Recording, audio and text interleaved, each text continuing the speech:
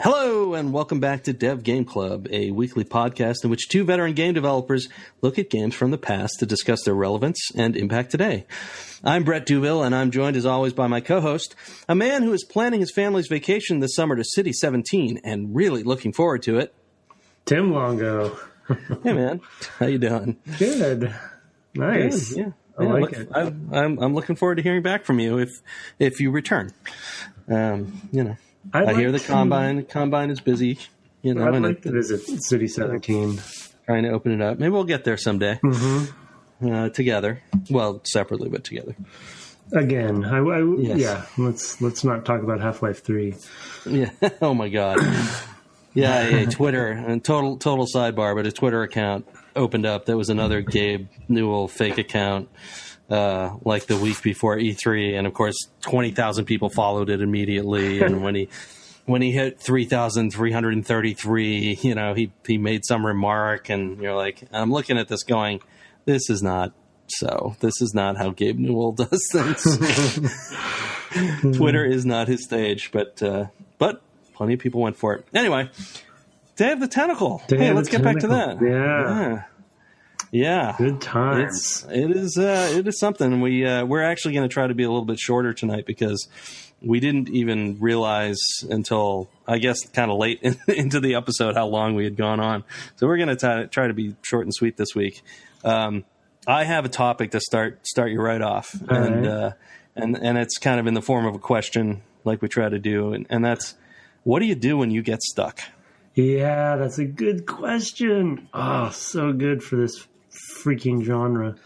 Yeah, and for me this particular time, because this is the point at which I started to get stuck. Because, for me, and the structure of this one is really interesting because, like we pointed out last time, it's much more nonlinear than we remembered. Yeah. And so you can kind of push a lot of puzzles forward. And then at some point you don't have anything you know how to push forward and you're stuck. And I got stuck on a couple of very particular things. And so I'm kind of curious, like, what are your strategies? Well, so I guess I have two. The common one that I think I won't be alone on that I developed, and I think everyone developed when they started playing these back in their youth, I'm sure, on the Sierra game specifically for me, I just stop. I stop playing the game. And that old, it's not old. It's not actually a proverb for video games because it's not really old enough to be one. But the concept of getting away from the game and letting things just kind of stew in your brain, and people kind of joke about, oh, sleep on it, or just kind of go away and it'll come to you.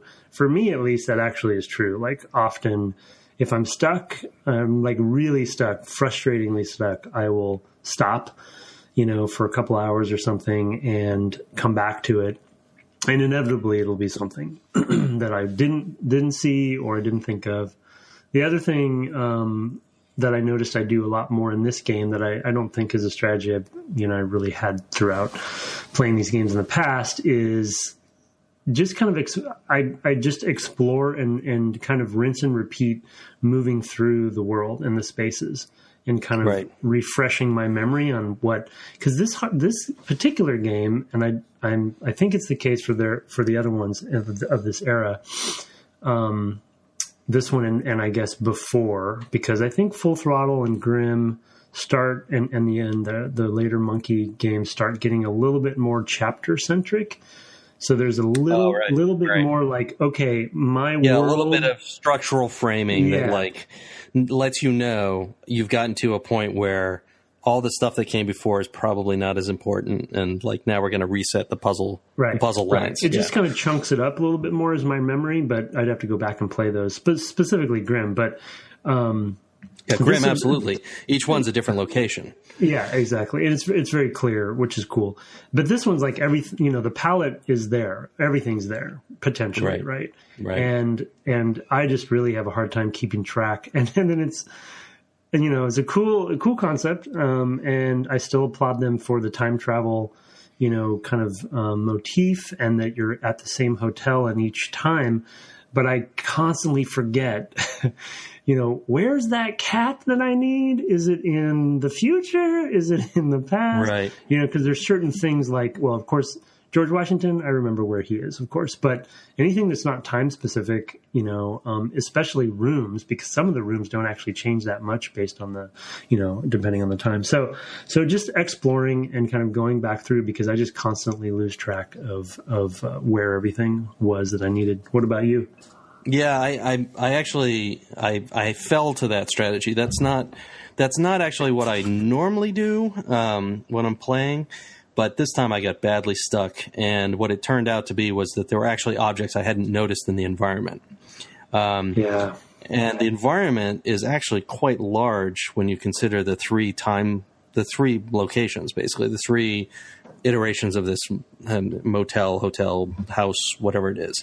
So I actually had two objects in Bernard's timeline that I just missed. Just straight out missed. Was it one of them the help wanted sign?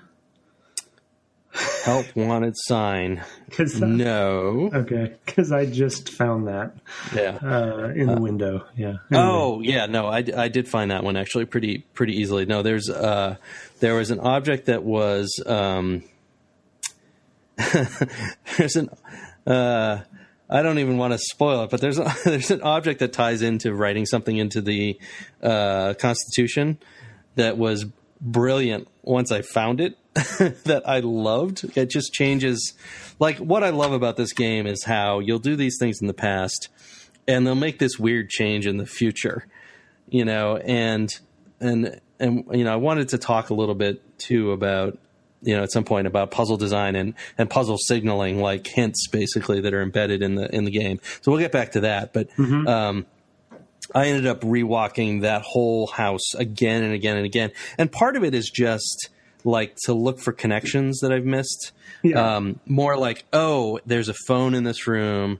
There's a phone in this other room. Is there something to do with phones? And just like kind of trying to refresh, my just seeing these things and making, trying to make the ping pong balls in my head kind of bounce around and hit off of each other.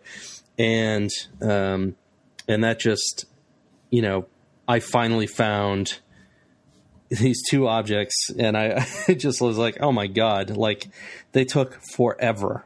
And then one other thing I got stuck on was like, and this is a puzzle thing, like, and I guess we'll get into puzzle design stuff at this point, but it's like, this was a thing where there's a straightforward thing you can do to move something forward. But because you've gotten so used to like taking a hamster and putting it in a microwave and then shrinking a sweater and like all these weird things that you do in this sort of weird logical way of adventure games that we do kind of like. Mm-hmm. It's that sometimes there's a straightforward solution to something and you just don't think of it. Yeah. They train you not to. Right. Exactly. Yeah. You're kind of drawn away from that. And then, when you finally have exhausted all the other things you can think to do and you just like are now at this point just basically going through every object in your inventory, going through every affordance that the game gives you on objects, you just finally like you stumble upon it and you're like, oh my God, that is just like, that is the most straightforward answer. Yeah. You bastards. Occam's razor. Yeah, exactly. And this will relate when we get to talking about puzzles stuff. Specifically the world or the game rule set is something that I want to cover when we talk about puzzles. And this relates to what you were just saying there, where they teach you the rules of this particular, world and design set. And then when they choose to break it and when they don't. It'll be hard to talk about some of that stuff without getting into spoilers. And I was just thinking while you were talking, maybe our last episode we should sort of just be full spoilerific. Yeah, I think we're going to have to, because it's going to be hard. Some of the puzzles are really difficult to, like, it's hard to talk about puzzle design without giving away. Exactly. So, I mean, we just say now that, if you don't want to be spoiled, then, finish it before you listen to the next episode. Right. Okay. Yeah. Yeah.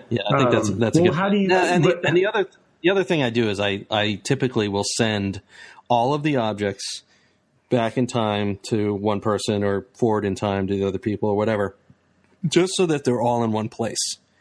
So that now I can kind of go around the environment, and mostly I'm just looking for things that I haven't thought of. And I just now I have a whole list of things in front of me, and I can kind of keep that refreshed. So you open the inventory and look at stuff and go, oh, okay, I have all this stuff. I have this, whiteout, and I have this disappearing ink, which is kind of funny.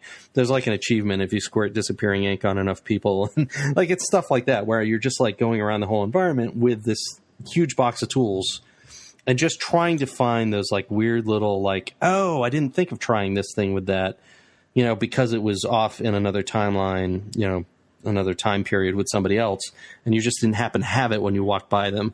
So that's the other thing I found myself doing. And I did find my way past, I didn't know I was advancing past a puzzle, but I did find something. I was like, oh, I didn't know you could do that.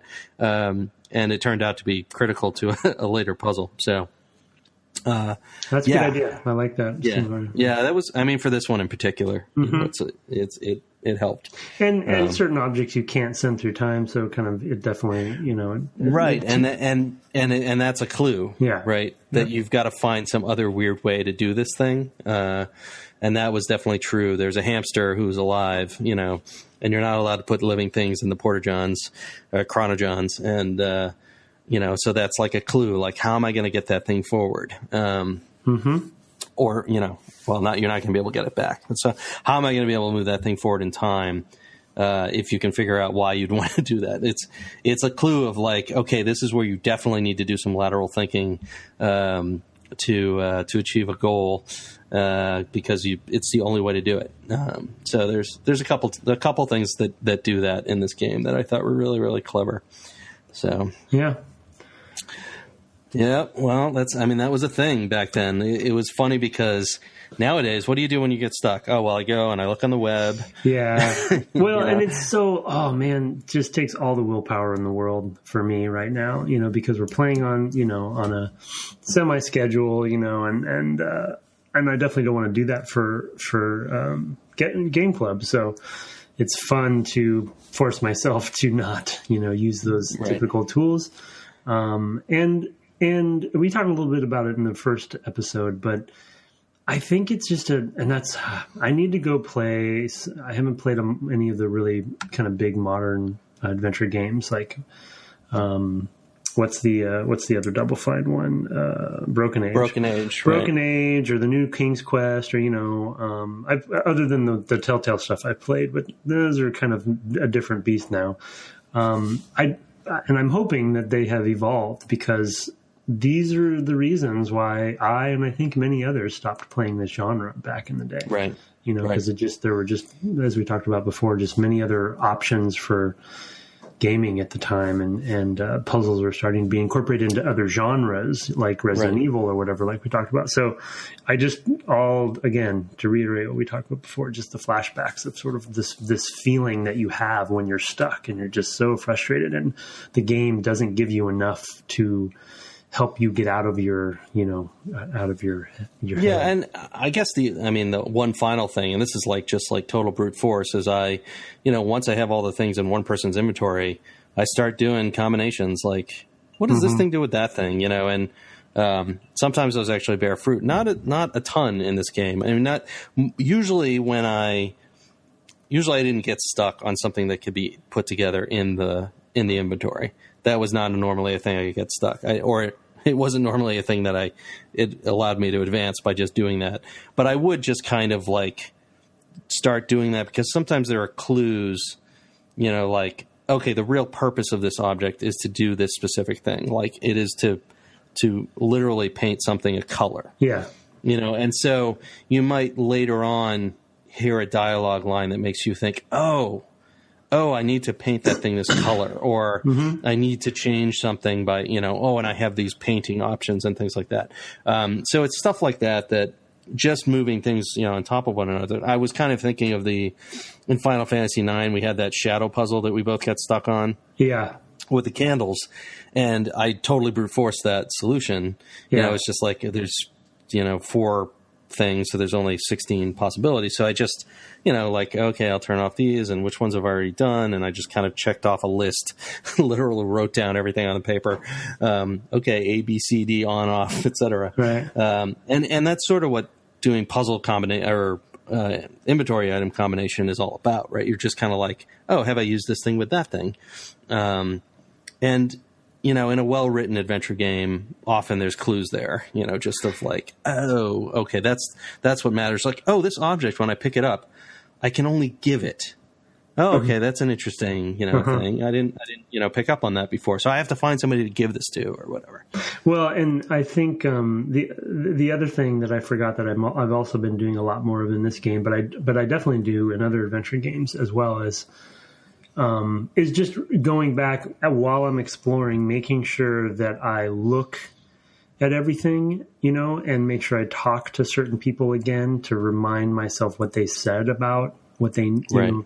Just because again, as you said, well-written adventure games will have those additional clues in there. And this one I found is hit and miss. Like sometimes it feels like almost like, whether it was Dave or Tim or Larry or different people were kind of writing different puzzles, or puzzle lines. And sometimes there was a little bit more to offer when you look at something to give you a clue about what to do with it. And sometimes it's just nothing. They just use a repetitious word or phrase. I have a quick anecdotal story about getting stuck that I want to share. That's kind of relates to my point about like taking time away from the game. Space Quest 1, I got stuck on for probably 6 months as a kid. And I'm going to spoil a little bit of a puzzle here for anyone who hasn't played that, but it's just, statute of limitations. So I'm just going to do it. So I don't remember all the details, but you're there's a planet that you get to where your ship you crash on a planet, and you need to get a spaceship to get off of the planet. And I couldn't figure out what to do about all of that and how to find a ship and how to get off the planet. I forget if you have to buy a ship or steal one or whatever. And so 6 months or more, I was stuck on that and I just didn't know what to do. And so went away, thought about it some more, realized that sort of the bar that's on the planet is something that I haven't really explored much. And so I went inside the bar and literally sort of out of depression, sat at the bar and just started drinking because they would allow you to drink repeatedly. So I was literally doing basically acting as I felt in real life, just depressed. Like, what am I going to do? Just drank over and over again. Turns out that the answer to the puzzle that I was waiting to find was actually that. You were supposed to sit at the bar. Give yourself alcohol poisoning. Yeah, you're basically supposed to get drunk by listening, and just sit at the bar and drink and listen. No, you're listening for someone to. You're eavesdropping. You're supposed to be at the bar and eavesdrop on this other conversation, but you have to do it for multiple minutes before it triggers. There's no clue about it. You don't know that it's going to happen, or maybe there was and I don't remember it. But I just thought it was hilarious that art imitating life. That's eventually how I got off of there. Yeah, through the depression of drinking as a child. So yeah, that's good. Yeah, well, it's good that they teach you important. Yeah, I was going to say, really, adult coping mechanisms are important. When you're and let's be honest. Back in those days. A kid could not afford probably to play this game. Most kids, right? This was an adult pastime in adventure games. Yeah. And I mean, at least I think of them, even though I know a lot of kids did play them, I still think of it basically like, back in the early days of the Apple II or whatever, those games were expensive. I mean, people complain today that games are like $60 or $80 in certain parts of the world or whatever. These adjusted for today's dollars were like 120, right? I mean, they were like still higher, and it's like a lot of money for a kid, Well, and to a degree, that's why they're designed to be difficult, right? Is that you're not gonna buy as many of them, and so you want to get everything you can out of a game. But I don't know, I don't know if I'd want to sit there and drink in the Space Quest bar. Well, it was just this moment of you hit the bottom, you're stuck for months, and you just hit the bottom, and it's just this weird merger of real life and the game when I just was out of ideas, and they're going to let me drink over and over again, so I'm just going to do it. Oh, that turns out to be what I needed to do. There's some ludo-narrative consonants for you. Yeah, and I will never forget that moment when those two next to me started talking and I eavesdropped the code that I needed or whatever it was. I just, that I will never forget it. No, of course you won't. Of course you won't.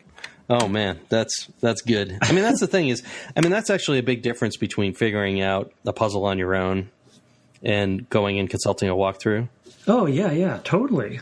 It's a huge, huge difference. Like the amount of time, and the thing is that a puzzle that you don't snag on, you'll probably not snag on again if you were to replay the same game. You'll just kind of breeze through it again because whatever pathways you have in your brain that work that way will just find it again. They'll just solve it again and you won't even think about it. I mean, there's been a ton of puzzle advancement in this game that have been like that, where I just was like, oh, okay, yeah, I get this. I can figure out what I need to do here.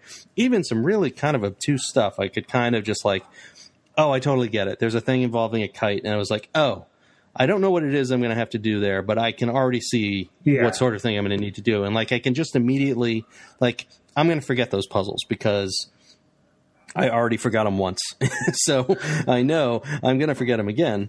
And I'm just going to, if I ever pick up this game again, I'm just going to breeze through those same puzzles again because they just are not what my brain just does those or whatever it is. So they don't need to be remembered. It's when you're learning a new thing, or pushing through something that was actually really difficult for you to figure out, that's when you actually legitimately are going to remember something. Yeah. An interesting thing that I just switched over to the old version of the art once just to play a little bit to see what it was like. I've been mainly staying on the remastered. And you mentioned this last episode and I hadn't realized, when you're in the old, because all the verbs are on screen and your inventory is on screen, when you highlight certain objects or people in the world, the verb options light up down below. Right. And not all of them, of course, and not all the ones you necessarily critically path need to use. But I'm wondering if that changes the difficulty slightly for the remastered because you don't have a little bit of that hint there. I didn't play long enough to see if it really made a difference, but I think it probably does, but I think the remastered version also gives you a leg up, and this actually helped me with some of these objects I didn't find, that if you drag an item from your inventory onto the environment but haven't put it on top of something, they actually highlight all the interactable objects. Wait, what? You serious? Yeah. Wait, what do you mean? The interactable objects in the world? In the current view. Okay, so if you drag a thing from your inventory onto the play space. I think that's how I did it, and I think I did it with like the D-pad. So you can there are a couple shortcuts that are helpful. You can use the stick to kind of flick, around the environment to objects, without mousing. You can literally just kind of flick it to a direction. Well, I'm not doing that because I'm playing on PC. Interesting. Oh, have you been playing with mouse and keyboard? Of course you have. Yeah. Uh-huh. Yeah, okay. So with a controller, it actually, to get over the awkwardness of being a pointing game, if you flick in a direction and there's an object in that direction that you can mouse over, it will actually just snap to it, which is pretty helpful. I actually don't do it nearly enough. I totally should do it more. Yeah, because it would have helped me. Well, the thing is that if you flick in a direction and it's not like enemy targeting in Starfighter or something where you can get to everything in the object in the world, rather, just by going left, and going through this whole circle. Oh, okay. It's very spatially based. So if there's a thing above you and you flick to the left, it's not going to go to the thing above you, no matter what. Okay. So you actually have to kind of have a sense of what the things are in the environment. Yeah. Right. But it early on, I started playing that way, and I kind of I don't know. I'm not usually going through an environment looking for the interactable things. When I play this game, I'm more I'm trying to solve this thing and advance it, and I kind of have a specific goal in mind. And so I find myself not investigating the environment that way, but it's a tool I probably should have used more especially like first times I entered rooms or whatever. Because I did have a couple. I mean, they weren't really pixel hunty because the objects were visible, and one of them, kind of on the edge for me. One was like, oh, I should have seen that. When I found it, I was like, oh man, I can't believe I missed that. The other one, I was like, this is kind of the same color as the objects it's near that are interactable, and I just didn't pick it up as a different thing. Mm-hmm. And those are the sorts of things that I'm like, I wish I had, but when I actually use inventory items and I can see what's highlighted, I go, oh, look at that. There's a thing over there. That thing shouldn't be that big. That box that I can mouse into, that seems really weird. And I go and it's like, oh, look, there's a thing I'm looking for, mm-hmm. And it's stuff like that. So yeah, really, really interesting. I don't want to dive into puzzle design just yet, just because I feel like that's going to be a longer conversation. Why don't we touch just briefly on voice acting? Yeah. I feel like we can do that in a few minutes. But I had it on my list of things to talk about last week, and we just never got back around to it, despite being on air for like 60, 70 hours. I don't know. It felt like a long time to me. It was not 60 or 70 hours. But anyway, one of the things that I know we talked about with respect to Final Fantasy IX was that, having these cutscenes where you can't interact, you can't hear voices and just kind of tune out because you're not doing anything. This game's totally different. It's voiced, although it didn't start out that way. I actually think that this style of adventure game is actually kind of perfect for voice because it's way more natural than reading, and you get these great deliveries of these lines, and you get a lot more character. But I could see it going either way. Like, this is the first, really. Mm-hmm. They went back and did Secret of Monkey Island as a talkie, but I'm pretty sure this was the first LucasArts adventure game that had voice, although it wasn't planned for it. It sort of started out without it. I think it probably shipped on discs to begin with, and then they released, as I recall, the CD version later. So, and I don't know. What are your thoughts about? I think the voice acting is terrific, and I actually think it fits the game pretty well. Yeah, it's hard to imagine it without it at this point. I feel like it fits really well, and I had forgotten. You're right. I had forgotten that originally it didn't have it, and it translates over quite well. Like, it feels like I'm trying to think as I'm looking back at the couple sessions. I'm trying to think if there was a time when it felt like it was unnatural that there was voice. Because, and probably just because of the good script, right? If the script is good.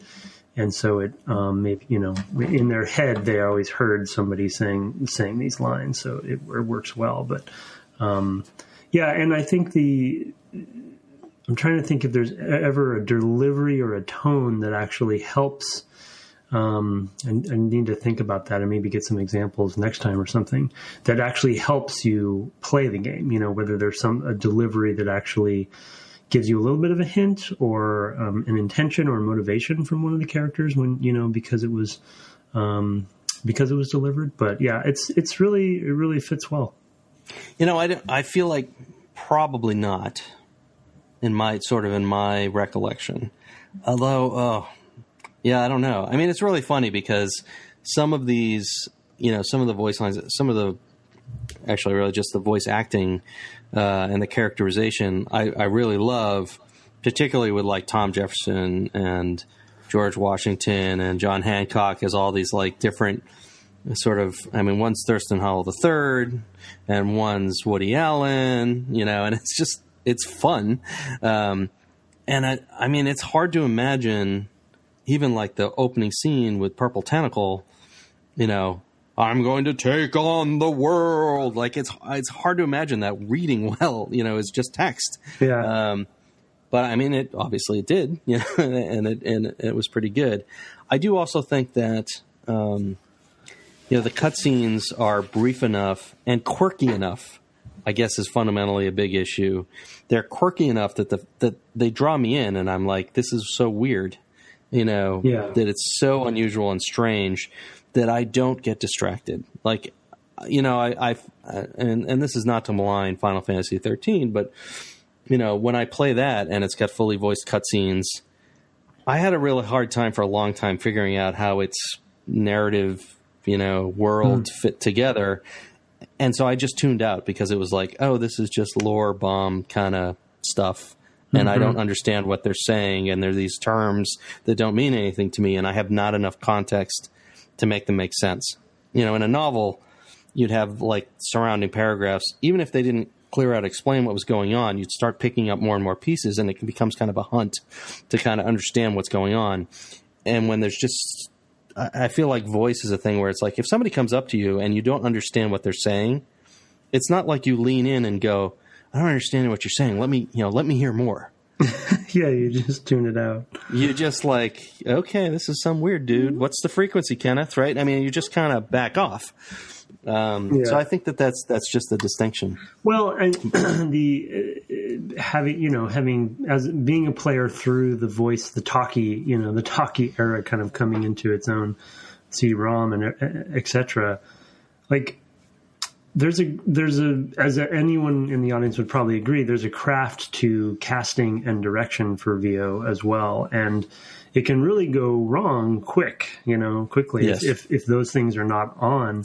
And there's a risk that you take when you. I'm sure at the time this debate was happening. Maybe we'll get to ask Tim or something about this. But there's a risk that you take when you enter into this, type of delivery, because you can really mess it up. And budget changes and.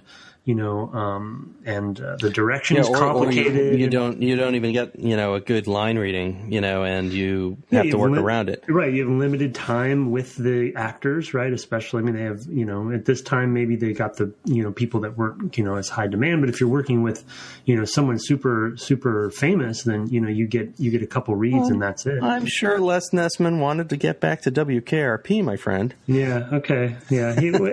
I'm not sure. I don't remember. He's the standout. Yeah, for sure. And I don't remember where his career was at. Was that at the time? Yeah, I don't think he was anywhere really at the time. I don't think they had anyone in here that was. Yeah. But then the other thing is that you have to now make a new creative decision that you didn't have to make in the text versions of that. Like for instance, Laverne. I keep forgetting her name. Is it Laverne? It is. Yes, Laverne. It's Laverne. Yeah, it's Laverne. Yeah. Her line readings and her voice actor and kind of direction, like would not have been what I would have guessed. Like so weird and so off the wall and just not the others are much closer.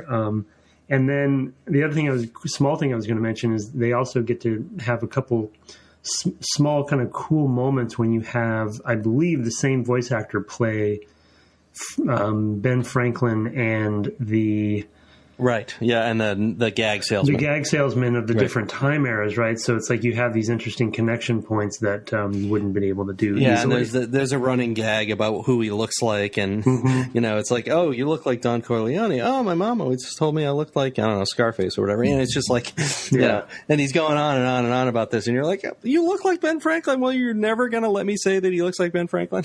Yeah, so, and he's an archetype. I think that's you find him in a bunch of LucasArts adventure games. That particular character, yeah, for sure. All right, well let's break there, and we'll come back. I guess I had one other thing to say about voice, but we'll grab it up later. Sound good? Sound good.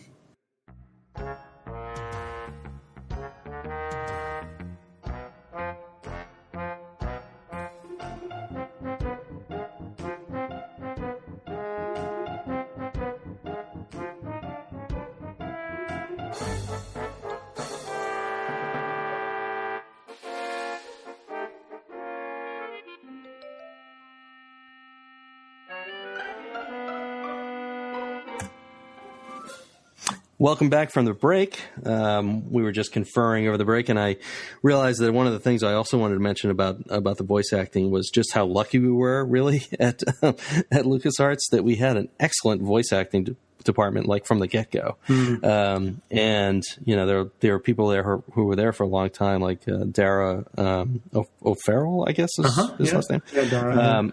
And other folks who were just really, really fantastic at that stuff, and we didn't really have to think about it too much. They just kind of were like, this is the character, and they went and they found, 3 or 4 samples for each major character, and we sort of said, these are good, or this one's good, or this one's bad, or whatever. And they did a really, really good job of picking out people who sort of matched our vision for characters. I imagine they did the same thing back on this one, but they would have been just kind of bootstrapping this stuff at that point. And it's kind of amazing how well they did.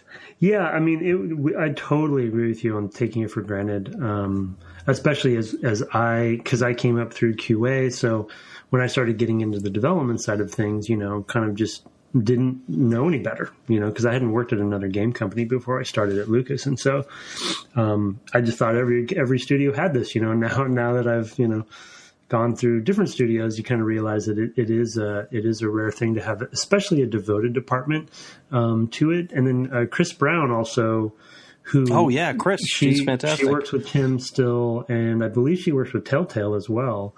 And she's essentially become an independent, VO director, I think. Yes, she has. Very talented. She's fantastic. Yep. And she was on staff there too. And a very happy, wonderful person. Yeah, she's awesome. Just genuinely great. And for people who, want to see this sort of stuff, it's really great to go back and look at the Broken Age documentary that they did.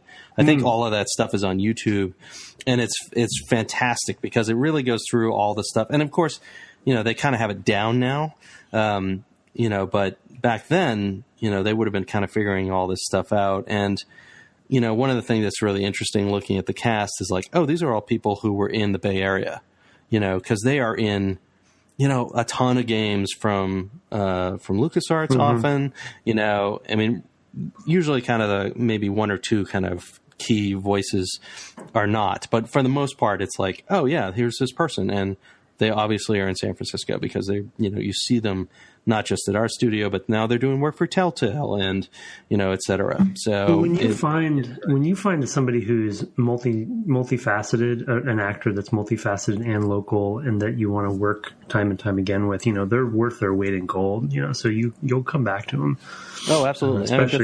Bethesda does that too. Yeah, I'm sure. If they can, yeah. Yeah, there's a few. It's a lot harder in Maryland, just because it's not really like a theater place, and think of it as one, but or whatever. I mean, nobody comes here to film movies, et cetera, et cetera. So, but there are people, that they rely on time and again, and there are fans of like the Elder Scrolls games who know, it's this, this person or whatever. That's what I was just going to say. There's a couple specific Bethesda voice actors. There's there's that guy. Steven Johnson or something like that. I don't remember the names. Yeah. Because it's not something I ever had to deal with, but definitely something that people come back to again and again. I will try to correct that name in the show notes if I've totally, done the wrong name there, but something like that. Anyway. So I did want to at least finish that thought. Yeah, that was a good point. Yeah. So, but I think the big remaining chunk is to dive into like the puzzle design and sort of how you communicate puzzles to the player in these sorts of games. And it's not something we dove into too much. We're going to try to do it without spoilers. And we already said next time we'll probably just dive in. I'd love to actually just go and like, what are the ones that you got stuck on the most? Yeah. And just spoil them and how we got through it and all that. So look for that on the final episode.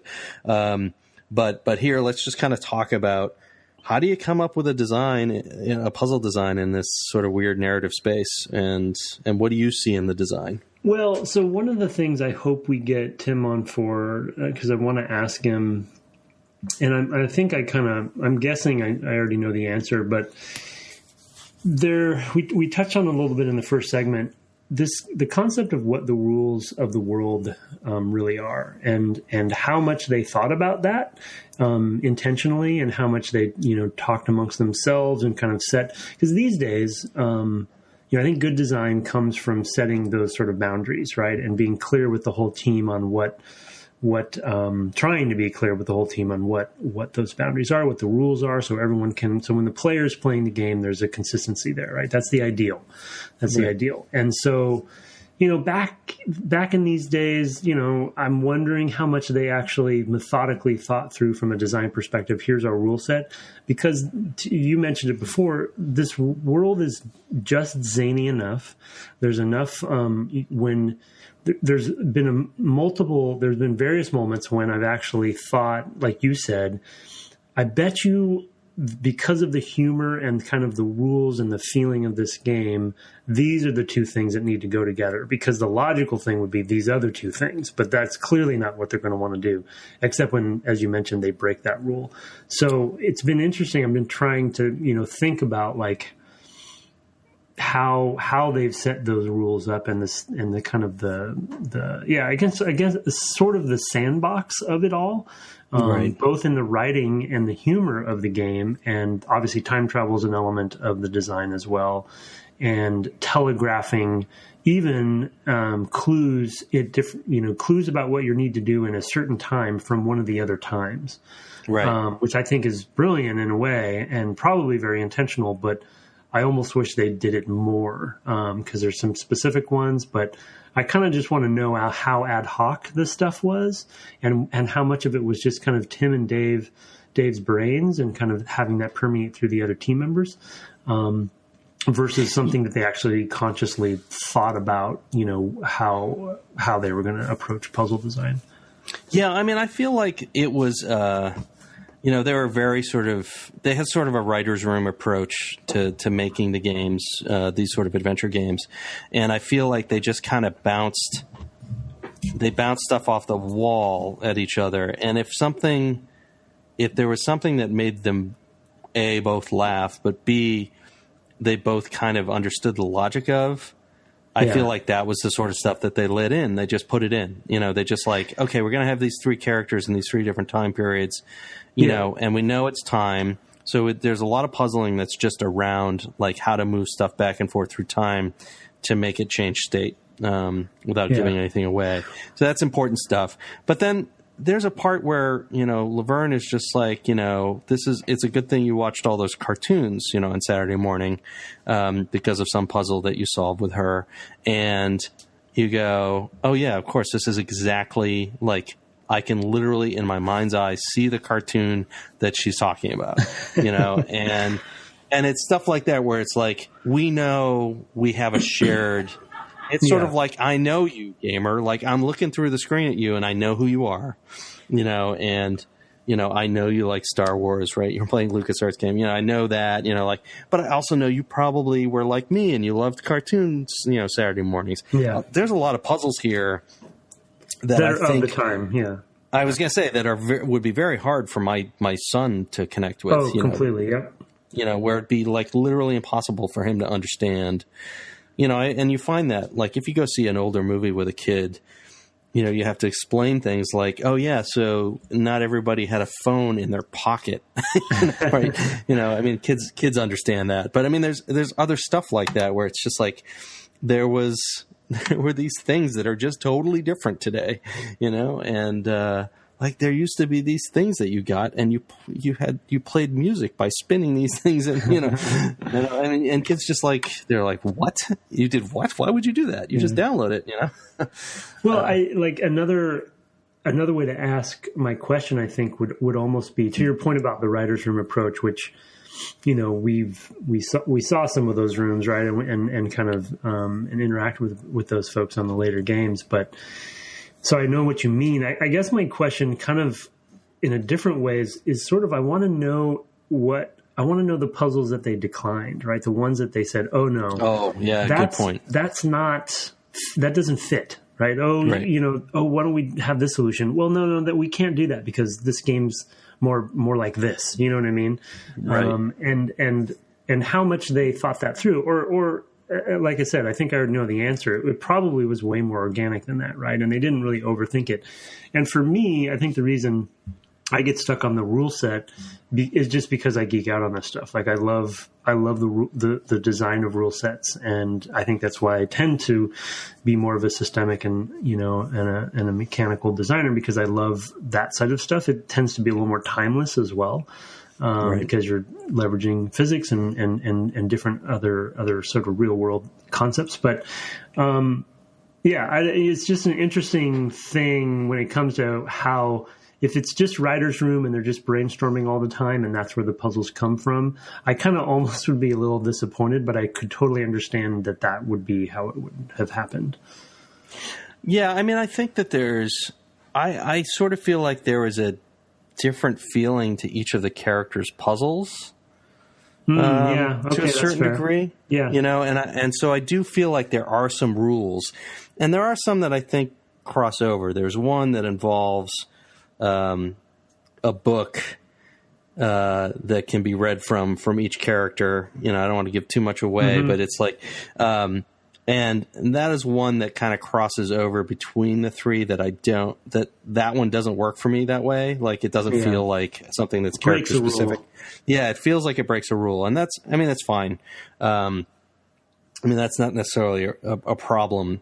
I didn't get stuck on that, right? So it's not like it's like that where it's like, well, it's a problem if I get stuck on it. Yeah. But if I don't, hey, it's perfectly great. No, but I do feel like I said, Laverne's tend to be more cartoony, and almost ridiculous. There's some for her that I'm just like, you've got to be, that's like so silly, and Bernard's are not that way. It fits her personality more because she is a little bit kind of stranger, She has some great voice lines about her, strangeness. I'm not sure that her character would be written today. No. Because she is sort of like this mentally ill character, maybe. There's a lot of stuff I don't think would in this game that would be written this way, today. Right. Yeah. And then Hoagie tends to be, he tends to be, I don't really know how to describe it. It's not so much that he's physical. Like, Bernard's super weak, right? So, he's a nerd. And so his solutions tend to rely on that sort of aspect. There's something about Hoagie that's more, I don't know, practical and hands-on in a lot of ways. Yeah, practical I think is it's a good one for it. I feel like there's some stuff with the statues and where it's like, most people wouldn't think about this in the way that Hoagie does. So you kind of, if you get into the characters' heads, I feel like you have a better chance of sussing out what they're going to need to do to, like, Bernard would never think to deal with the kumquat tree the way that Hoagie does, and neither would Laverne. Yeah. So there's, I feel like that's where the rules probably come from, is like, this kind of character looks at the world this way. And so when you're controlling that character, you kind of want to adopt that worldview. Mm-hmm. Yeah, I think the character, it's another related question that pops into my head that I'd love to ask them about. And maybe they actually cover this in the commentary. If somebody's listened to the commentary, they can let us know. But I'm wondering if they actually had certain writers or developers focus on certain characters to kind of keep a consistent kind of character voice there. I know that Larry and Jonathan did that, I think, on Curse of Monkey Island, on Monkey 3, because I think they each took different portions of the game somehow, and kind of it allowed it to be kind of a little bit more cohesive in that way. But I wonder if they did that on this game, because it would make a good demarcation, right, to pick a character. But it also maybe be more creative if they swapped back and forth. Right. Yeah, I could see it either way. Sometimes writing teams, just looking at writing like a novel or whatever. I mean, there are a few writing teams out there, and they have different ways of handing things off. Some people are like, I take the odd numbered chapters and he takes the even numbered chapters, and or I love to piss him off, so I just leave off in the middle of a sentence, and I just and every writing team is different in terms of how they do that. I would totally be curious. I mean, I feel like at this time, and Tim Schafer has put design docs on the web and stuff like that. Yeah, it's probably out there someplace. Right. I feel like it's something that they did very upfront, and they probably reacted to puzzles, and certainly all the dialogue was written later. And another great resource for people who are curious about this is that Ron Gilbert's doing an old school game right now, an old school adventure game called Thimbleweed Park. And he has, a podcast and blog, and he sometimes just puts up the structure of how rooms connect or how puzzles are going to work, even though he's not giving, he kind of edits all the specifics. So it's really like kind of a flow chart, like, oh, well, you need to go here and get this thing, and then you're going to go here and do this thing with that thing, et cetera, et cetera. And so he has this huge plan of how all that's going to work. And that's all like pre-production. Yeah, you know, that's great. That's a good mention, by the way. Yeah, it's really interesting. You know, I read a ton of RSS feeds, and that's one of them that I occasionally look at. And he also does a podcast about that game, and it's very much old school adventure game development. Like they're building a new Scum like thing to do it in. So it's really kind of fascinating for people who are really into the sort of nuts and bolts. I totally recommend. That's Thimbleweed Park. You can probably find it on grumpygamer.com. There'll be a link there. I'm sure you can find it. And they do a podcast every week or two as well. I haven't listened to any of the podcasts because I'm saturated, but I don't drive anywhere anymore, so I don't have time. But and baseball season is kind of slowed down for my kids. But totally recommend checking that out. Yeah, very appropriate for this series. Yep, for sure. Yeah, of course, and Ron invented Scum. So he's kind of reinventing Scum and doing that. You know, and he used it for years. You know, we talked about the LucasArts days, but also we mentioned his Humongous games. He founded Humongous Entertainment, and they continued to use Scum there through some arrangement with LucasArts, probably licensing it for $1.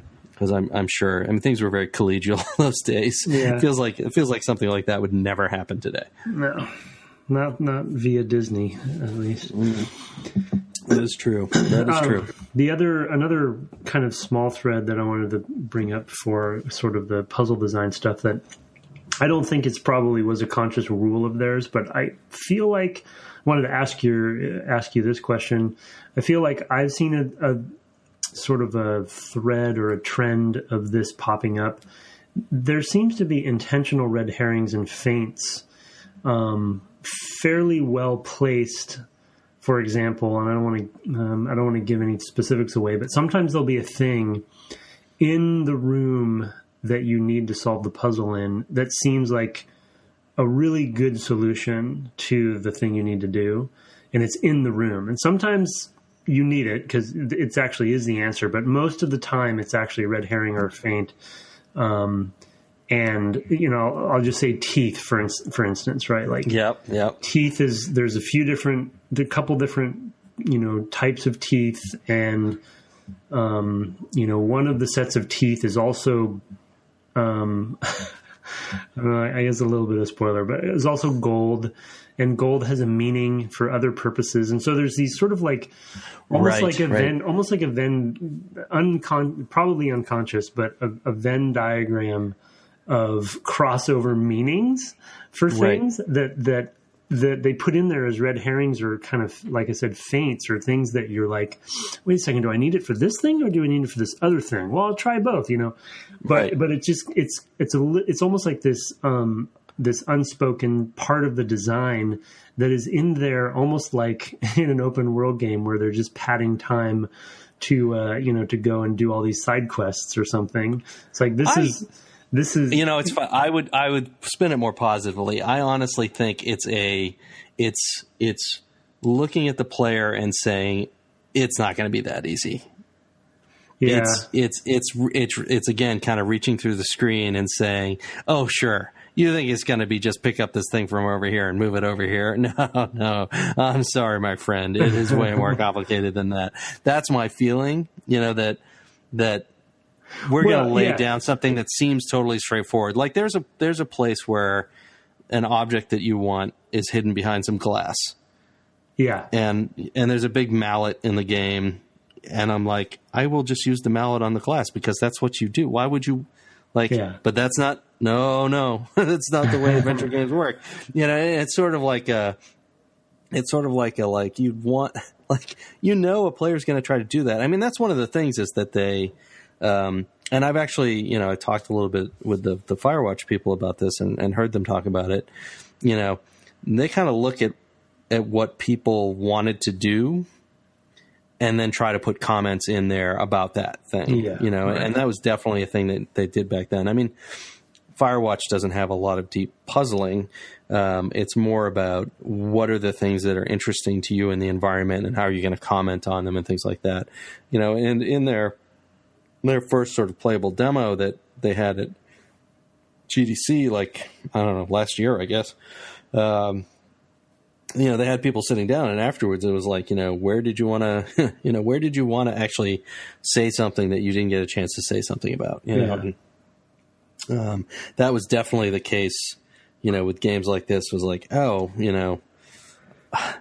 thought I was going to be able to combine this object with that object, and they'd write a line indicating something funny about why that wouldn't work, know, and it's like, I don't think that thing would look good red, or just whatever, a lot of them are generic and try to use them lots and lots again, and it's more of a budget thing than anything else. But some are very specific. In some cases, you're just like, what? Like that. Yeah, I mean, trying to predict player expectations, and I just wanted to call that category out because, it's unfair to maybe say it was there to sort of add difficulty, but a lot of them are pretty clever, and once you understand that that's probably a theme that they will return to, where it's not necessarily even sometimes that it's an obvious thing. Because to my previous point about gold, there's various things that are gold. Right. And so I'm kind of interested in, from a puzzle design perspective, did they make conscious decisions of say, okay, we need some more fence, let's make this gold and this gold, or, and that's just one example that I'm probably overthinking, but I'm not necessarily, because I think of the Humongous games, which are really the same type of game. And to your point last week, which was like how you don't always know that you're done using an object. Mm-hmm. In the Humongous games, most of the time, if you used an object to solve a puzzle, it basically disappeared. It became either part of a working part of the environment you could no longer interact with. It was, a cog now that drove some machine, and now you can't take it out. And it's like, oh, that's your sign to say, that's all you can do with this thing anymore. It's a key part of usability for this genre, for sure. Yeah, absolutely. And I think when you're targeting children, as Humongous was, you totally want to do that and just eliminate any confusion that this thing is going to be used again. And also just declutter the interface, to be honest. I mean, a lot of it is just I've been carrying around this wad of gum, and I'm like, am I going to use this again? And I come up with ways of maybe I could do that with the wad of gum. I spent a lot of time, again, today with a puzzle that was way more straightforward, and my son was watching me, and he laughed when I came back to it, and he's like, oh my God, was it just that? I was like, yeah, it was just that. I just didn't do that, super simple thing. And he was laughing about it. I mean, it was really funny, because I was like, oh, gum can be used like silly putty, and I had this whole theory. Yeah. And so you work yourself into those things, and then you're like, well, that didn't work. Oh, well, new theory. It is like testing a world where you don't know the laws of physics, and you're just trying to figure them out.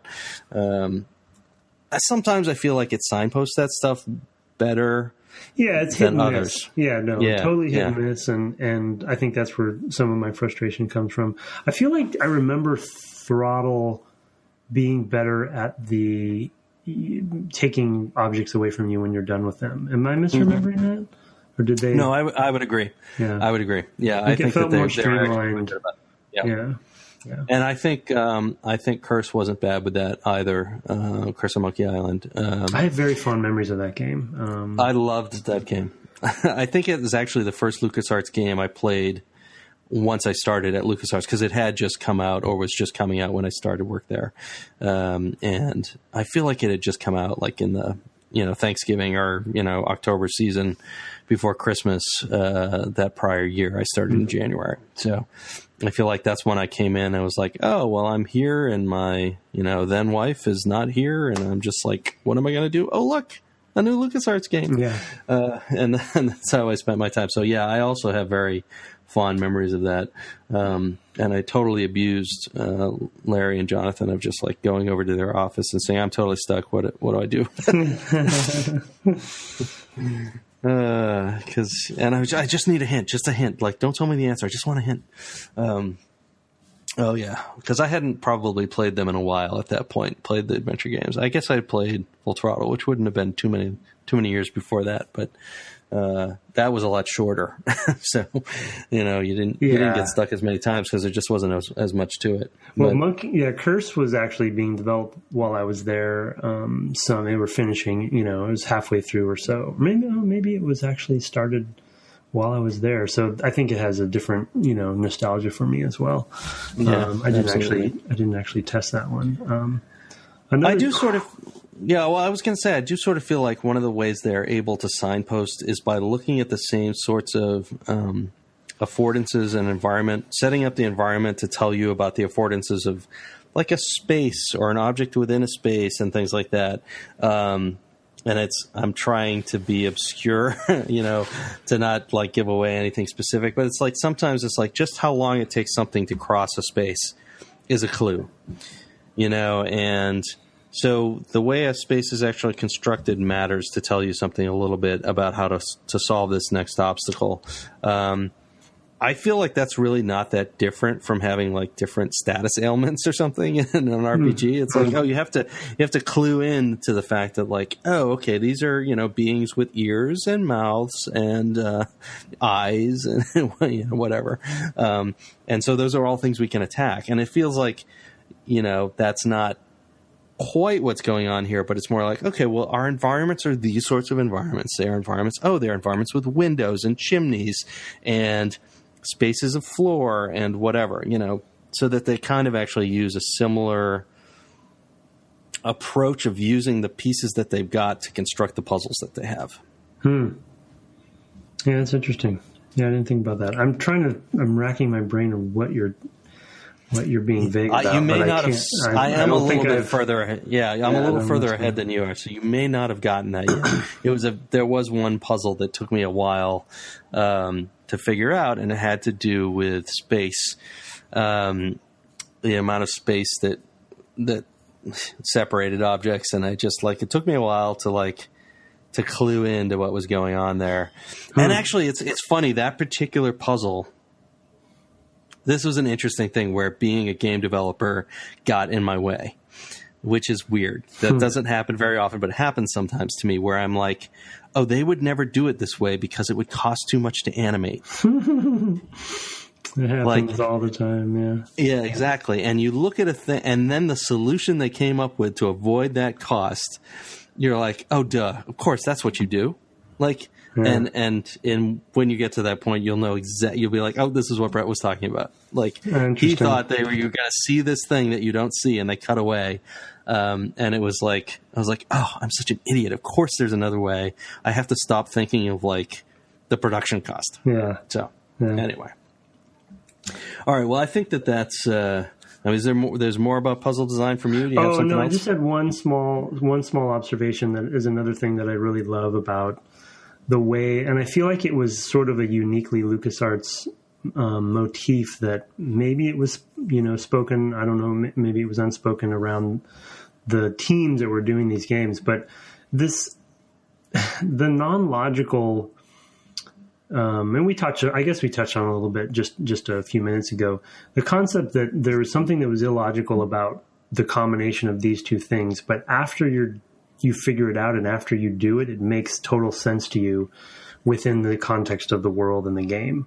And right. I feel like that was, Sam & Max, the monkey games, constantly there were these, wax lips on the rhinoceros, and that one maybe, is the most egregious one, but or the monkey wrench. I mean, ugh.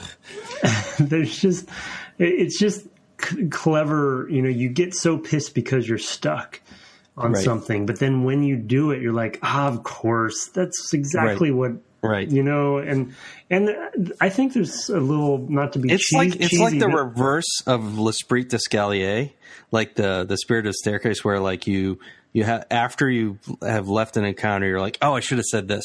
This is more like, oh, they were totally saying that, and I just didn't get it. Yeah. Yeah.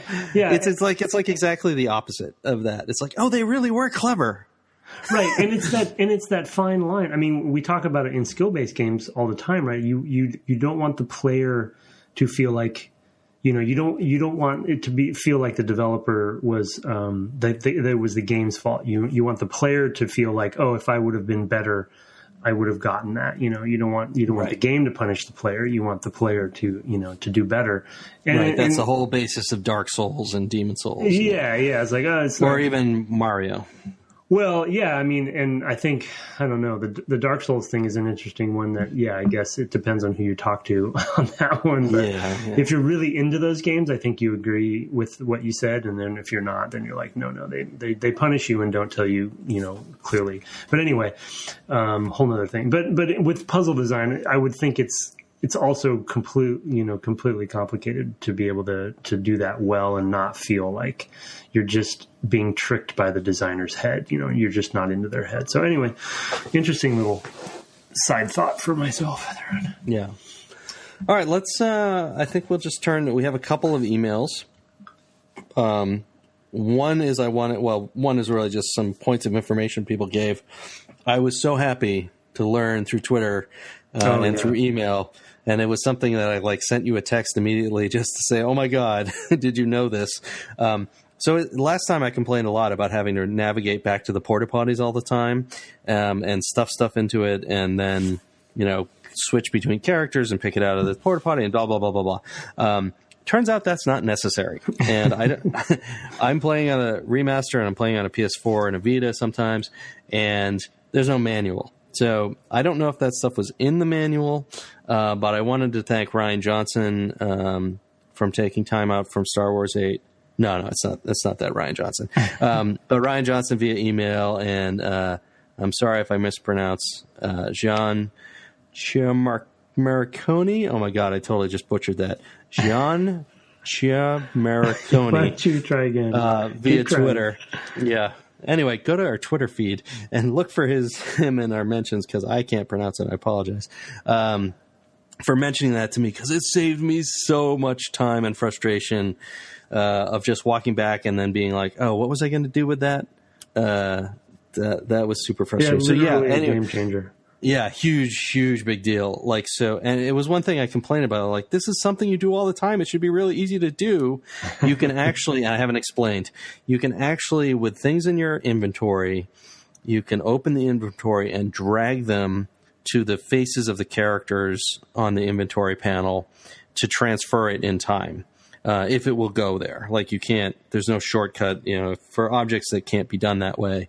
Living objects, large objects, whatever, you can't do that. But for that, for most of the objects in the game, you can transfer them through the Chron-o-Johns, and I thought you actually had to go to the Chron-o-John and do it. But there's actually an interface method. The person via Twitter, whose name I'm not going to butcher a third time, was like, yeah, I discovered that at the end of my playthrough 20 years ago. And I'm like, oh my God, I would have put my fist through the screen if it were in reach if I had discovered it that late. So thank you to both of you for that huge bit of information. It was huge for me to learn that. I was like, this saved me so much time, because if I had discovered that, in the last 10% of the game, I would have killed someone. Well, I don't know. A little nice touch when you do it for the first time. They actually have a little cinematic little cutscene that plays just the once between the two characters to establish that it's something that you can do over and over again, and then after that it doesn't play. So nice little polish. If you are in the same room as those things, it actually still just goes. It'll walks them over and does it. So if you're in the basement with Bernard, he'll walk over there even though you've just done the interface thing. He'll still walk over the Chron-o-John. Yeah, so it's kind of a weird thing, but yeah, I mean they try to maintain a consistency of the universe. It's if you don't see it, it's totally fine, and you just gloss over it. But if you could see it, we make it happen. It's an interesting thing. And then the other thing I wanted to touch on, another bit of reader mail. This is from Richard Bussey, and I definitely wanted to read a bit of his email. He had sent a ton of stuff about Final Fantasy IX, a lot of which we mentioned already, and I had just kind of discarded his email somehow. I think I put it in the wrong folder. But anyway, he specifically had a question where he said, I get urges to replay games during certain seasons. He says, I think it's sense memory kicking in from when I first played any given game. And he was wondering whether you or I had any seasonal games. Yeah. So, So I mean, I have one, but it's not necessarily replaying.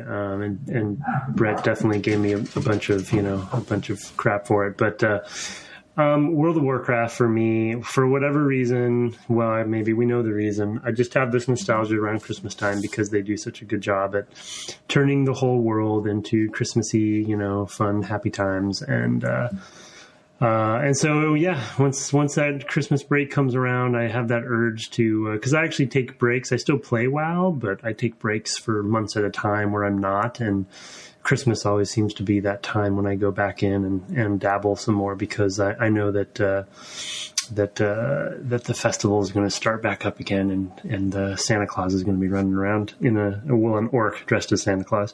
Right, and you're going to get some unusual gear and things like that. Yeah, there's sometimes. snowballs, and sure. and there's some specific dungeons and some quests and stuff that are just kind of cool nostalgia. So, yeah, I am so glad we're not recording this anywhere near Christmas, because I probably would be like, oh yeah, I remember that was kind of cool, and I get drug in for like the fourth time. I'd have to quit it all over again. I am only a seasonal player of games in respect to the sorts of games that are available to me. So it's more like, I might travel with a laptop around Christmas, or for my summer vacation, or just the Vita or whatever. So I'm not at all. I'm more seasonally limited than anything else. It's like, I'm only going to have this device or that device. So I don't actually, and neither one of us really replay games. We're doing that for the podcast, but it's not something that we spend a lot of time doing otherwise. Yeah, that's the real truth, is that I think I probably would have seasonal games if I replayed games more, and just time.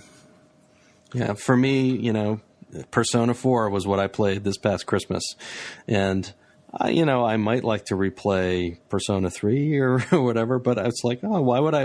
There's a new Persona 4. It's great, and I'll probably play Persona 5 next Christmas, even though it'll be out sometime this summer, I think. So, just because it'll be on the Vita, and it's like, that's the thing I can slip into my bag and do that. But it is a good question. Like, I could totally see where, I remember playing this game. For me, like, I did play Far Cry 2 over an early Thanksgiving here in Maryland, where I wasn't traveling and I didn't have my children, so I wasn't cooking and I was unattached and it was just me. And I had Far Cry 2 for like 5 days, and I played the crap out of that game for 5 days. And if I ever play Far Cry 2 again, it'll probably be over Thanksgiving. Yeah, that's a good example. Yeah. So just because I intensely associate it with that Thanksgiving, but that's the only one I can sort of think of off the top of my head that I really associate with a particular time. So very Thanksgiving like in that game. Yeah. Oh yeah, right. The grenade, the grenades rolling down the hill. Little idle thumbs reference. Well, I think that's we're going to try to keep it a little shorter this week. We're more like an hour and 10 or hour and 15 minutes this time, which is substantially better. We apologize for being so long. Yeah, so long last time. We just kind of got going. We had more to talk about than we realized. In the meantime, until next week, you can find me at Twitter at Brett_Duville. That's with 2 T's and 2 L's and 2 E's, I guess, and et cetera. And where can they find you, sir? At Tim Longo Jr., the JR. Right. With a JR at the end. And you can ask who shot him later. In the meantime, you can also find, you can find Dev Game Club everywhere that you can find Dev Game Club. It's at Dev Game Club on Twitter. It's devgameclub.com. It is Dev Game Club in iTunes. It's devgameclub@gmail.com, et cetera, et cetera. We'd love to hear email from more readers. I'd love to hear people's experiences with LucasArts games, or how they feel they're different from other adventure games, etc. Really, anything along those lines would be great, or even just that puzzle I got stuck on that one time. I was just going to say that. Yeah, I think a fun thing for people to do maybe for next episode is send in some of their best, I got stuck here moments, and then we can read them. And here's how I got past it. Especially if you solved it yourself. This one's older. This is a 23-year-old game. Oh my God, this is a 23-year-old game, and so people actually had to figure it out themselves if they played it, when it came out. So shoot that stuff our way. I have a funny anecdote that I'll tell next time about something you said in the first episode that was, you were doing a good job at not trying to spoil something, but you said just enough about something that actually threw me off.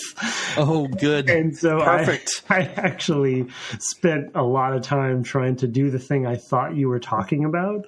And it turns out it was not what I needed to do at all. It was this other thing. So I'll explain it next time.